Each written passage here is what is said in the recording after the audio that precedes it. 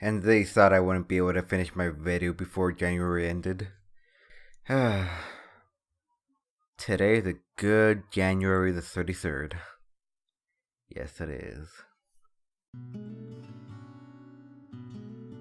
Raid Shadow Legends is a game that everyone knows by now, being one of the top games in the Play Store and sponsored by everyone, even Grandma. Surely most people out there already know that almost everything that is in their ad is a blatant lie. After all, there are more than enough videos out there explaining what's going on in these strict as hell sponsorships that ask for your soul. But what if I told you there's more to this story than just the ad itself? I mean, sure, people can tell that the game is bad and that the ad doesn't represent it, but what most people don't realize is just how deep this rabbit hole goes. People thinking the game is just another cash grab have no real idea of just how bad it gets. And that's why I'm here. I delve deep into this game and its community, and I believe I might be able to tell you just how fucked up this gets. Of course, this video might get a bit long, so to make it more streamlined, I'm gonna separate it into parts starting with... First of all, before I start shit talking Raid Shadow Legends and everything surrounding it, I just want to make some things clear. 1. As for every YouTuber that made a sponsorship for Raid, I hold nothing against them. Money is money, and if I'm gonna be completely honest, if Raid had gave me 5k to sponsor them, I would take it without thinking. But they didn't. So now I'm making this video. 2.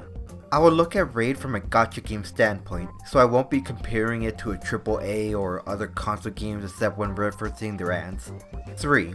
Just to put it out there, I am someone who actually plays gacha games, and although I wouldn't call myself a veteran of them, I play enough to know what the norm usually is, which really just opened my eyes as to how incredibly bad Raid Shadow Legends really is. So in this video, I will compare Raid to other gachas I've played before. And with all of that said, now we can actually get into the good shit with what's wrong with Raid, and for that, I believe talking about gameplay is a good way to start. The game has a turn-based fighting style which really sucks. Your character usually only has 3 to 4 skills if not less, with these skills being only restricted by their cooldowns, making it so strategy doesn't really go far. Plus, most skills are just kinda boring as to what they do. Essentially, the gameplay is an uninteresting blob, like Roblox simulator games. There is also the auto feature, which I know a lot of people really hate, with the argument of, why would I play a game that just plays itself? And don't get me wrong, it's a very fair argument, and it's something not everyone will be interested in. But it should be noted that an auto feature is very common in gacha games, and is something that's actually preferred in them most of the time. What's not okay is the stamina system. Again, don't get me wrong, all gacha games have a stamina system. However, most of them are incredibly nice about it, making it so you can cap at insanely large stamina numbers, store up stamina for whenever you're going to use it, or get more stamina often through missions done in the background. Here, however, it is a straight fuck you to the player, where if you're not being extremely careful, you will get screwed faster than a girl in a computer science course. It's extremely strict with how much you can do in order to make you pay for even more stamina, because fuck you, give us your money. So, in other words, the gameplay isn't great, and the system surrounding it is shit. But what about the game modes and story? That's gotta at least be good, right? There are 4 modes in this game: Arena, Factions, Dungeons, and Campaign. Starting in that order, the arena is terrible. PvP? More like fucking kill me. It's a typical arena from any gacha game where you have a defending team and an attacking team, and you just check and decide who to fight in it. Which, if you look closely, is literally the same shit as Summoner's War, so much for innovative gameplay. Next is Factions, which is just... meh. To put it in layman's terms, you do several floors of a dungeon with characters from the same faction, which kinda sounds okay until you realize that now you need a whole bunch more of characters from the same faction if you want to be able to clear anything, which means more money to ass blast into Plarium's lap. And talking about clearing, there's dungeons, where you can go AFK grind until the end of your days. That's it. Were you really expecting anything else out of this game? And now, we're at the last mode, which is a campaign, which really just sucks in general. It's kill missions for the sake of kill missions, with really simple objectives. You're rewarded with a few rolls on a gacha, which is okay, I guess. But what's that you're exclaiming? The campaign contains Raid's amazing storyline? Boy, do I have a section for you then. Let me tell you about this amazing story. At the start, there are 4 people that really hate each other. Like, holy crap, that dragon just ate your teammate, man. Well, that could have gone better. Any ideas? After everyone dies, this random lady tells you she can revive one of you. Oh, okay. So you pick one and we start hearing the story of this king who was cool, but then decided to wage war with an allied kingdom and fucked up the lives of his villagers with the worst kind of magic: taxes. So our company storms the castle gates in order to ask the king what's going on. We get in and oh surprise, the king is in another castle. Great. So on our way to another castle, we go through a sewer and commit genocide on our lizard man while there. Finding out where the king actually is, we go into a crypt, commit genocide there, find the king, and discover he was brainwashed. He then tells us to talk to the queen of the other kingdom and dies. On our way there, we pass through a forest and genocide the dark elves inside. We also break our way into a wall and genocide everyone protecting it. Wait, hold up, pause. Seriously, what's going on with this story? I feel like we started to destroy every race that casually gets in our way. We're pretty much entering people's houses uninvited and ending them just because they're not happy with that. Are we the baddies? Fuck it, unpause.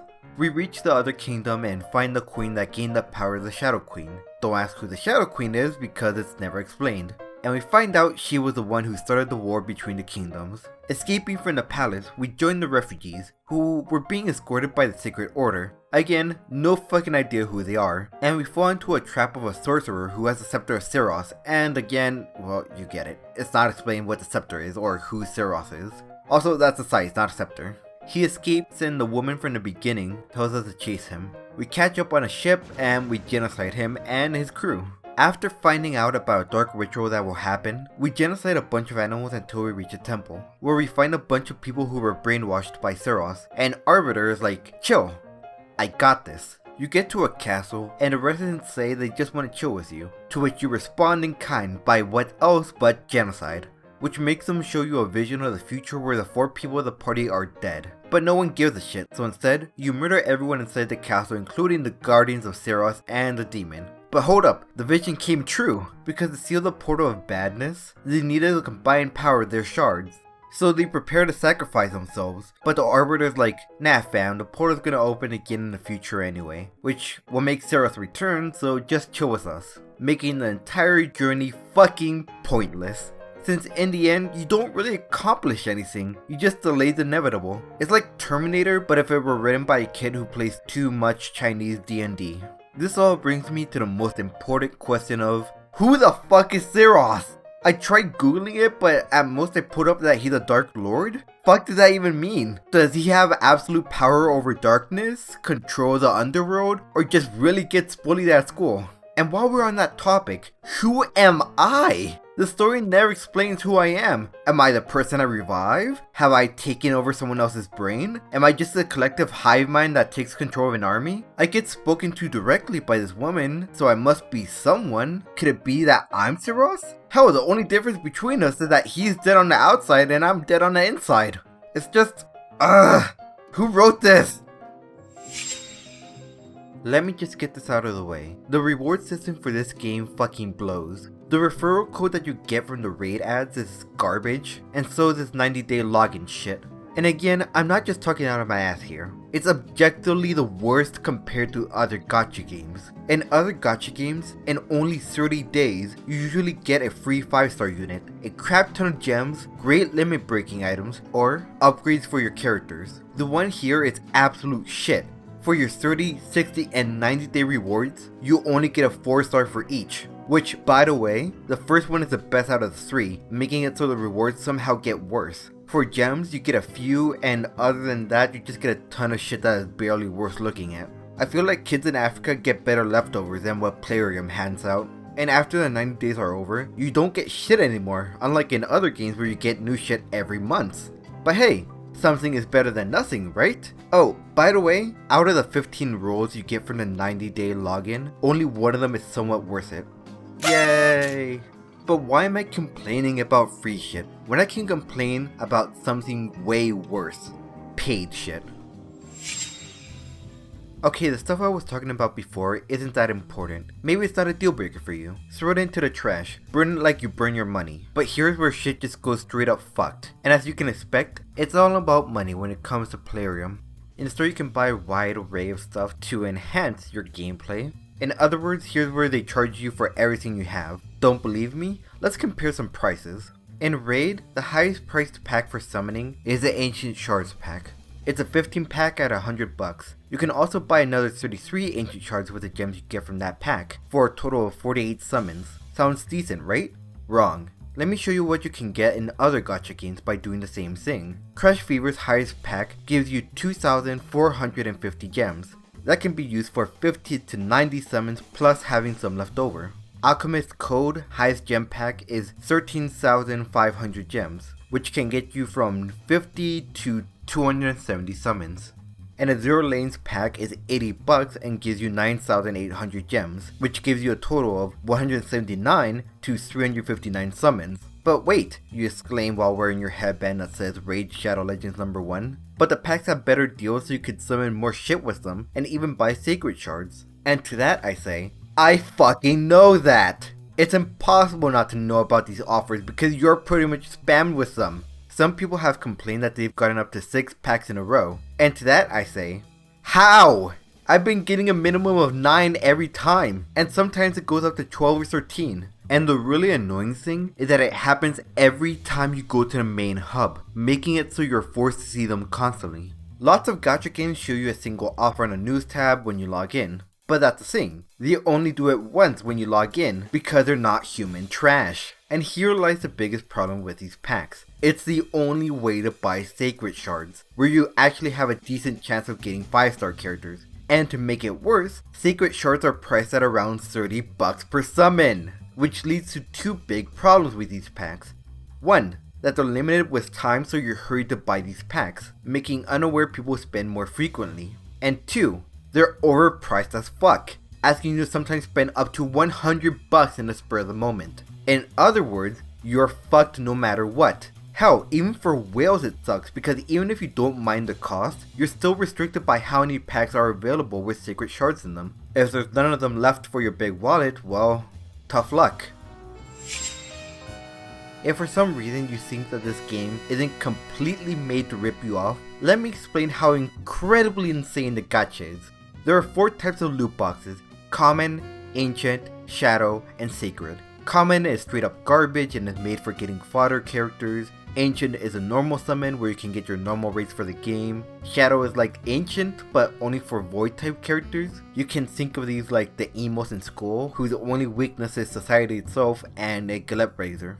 And lastly, Sacred, where you have a much higher chance to get a 5-star character. As a side note, it is possible to get some shards from rewards, silver shop, or missions at a very low drop rate. Now, you may be thinking what's so wrong about this system. In short, everything! First, let's start out by getting this clear. What you want in all gacha games is 5-star characters. This is where you can get the best of the best characters and is what you need to complete harder content. Which is why when games have such insanely low drop rates or don't have a pity system, shit goes down quickly. Guess what game has both of these red flags? At an amazing 0.5% drop rate for 5-star characters in Ancient and Void Shards, it competes for one of the lowest drop rates in any gacha game. Even FGO, which is known for creating an infamous Infinite Saltworks with 1% drop rate, is still somehow nicer than this shit. But wait, it gets worse. Since there is no pity system, there is no actual guarantee that you will get a single 5-star no matter what. So because of this, let's have a little fun with math, shall we? At a 0.5 chance of getting the drop, let's see how many times we would need to summon to get close to a guarantee. In other words, let's go up to 99% of chance of getting it. Using some simple probability, we find out that you need 919 summons with Ancient Shards to get a 99% guarantee on your summon. Now, let's assume that you want to buy all those shards in one go, and only buying through the shop without using limited time packs and respecting the purchase limit. With this, we get that it would cost $1,751 to buy enough shards. But wait, it gets even worse somehow. We have to keep in mind that not all 5-stars are equal, and some are actually not that great. So what if we want to get an S or an SS tier 5-star unit? Well, considering that from Ancient Shards there is only 19 out of the 81 5-star units that fit those conditions, the number of summons needed to get the 99% guarantee for that unit is now 3,925 with an approximate cost of $5,875. Holy fucking shit! For that much money, I could buy 8,400 rubber duckies, over 50,000 Robux, or 10 to 20 prostitutes from downtown depending on how much AIDS I want. Jesus Christ! As for how the characters in this game are, well, it's fucking laughable to say the least. But there is so much shit about them, so let's do this with a lightning round, shall we? Character models look like shit. Character designs look like shit. Over 400 champions, forgot to mention that a good amount of them are reskins. Characters are so forgettable that some weren't even bothered to be given a proper name. Examples: Swordsman, Bandit, Sniper, Spearman, and Troglodyte? Upgrading equipment can and will fail, making you waste silver. Switching equipment costs silver every time you want to switch a single piece. Tons of skill and ways to build your character, too bad most of them suck and only a few paths are actually worth following. Want to AFK level up your character? Use a pit. Need more characters in your pit? Pay up. Are they leveling up too slow? Pay up. Do you want to see your family again? Pay up. Lots of champions to pick from, but most of them are incredibly useless. Too many champions? Pay to have more storage for them. The bad guy of the story has the word bad in his name. But wait, we're not over yet! Plarium's desktop app gets flagged as a virus. Plarium is owned by a casino company. Players complain about an event that is too hard, tell them to try harder. Plarium is apparently planning for world domination. They made it possible for teams to become unkillable with certain comps. They then waited for everyone to spend resources on them to then decide to nerf it. Taking a phone screenshot with another phone. Accounts on their forum that are suspiciously talking as they were part of the company. Creating events after draining people's resources in another event. Items in the store have icons that don't accurately represent how much you're actually getting. Someone makes a video about bad shit that Plarium does? Thank you so much for your video! Plarium's game is so shit that they only have one hentai drawing for raid. And that's it. I'm William, and God is dead. Good night.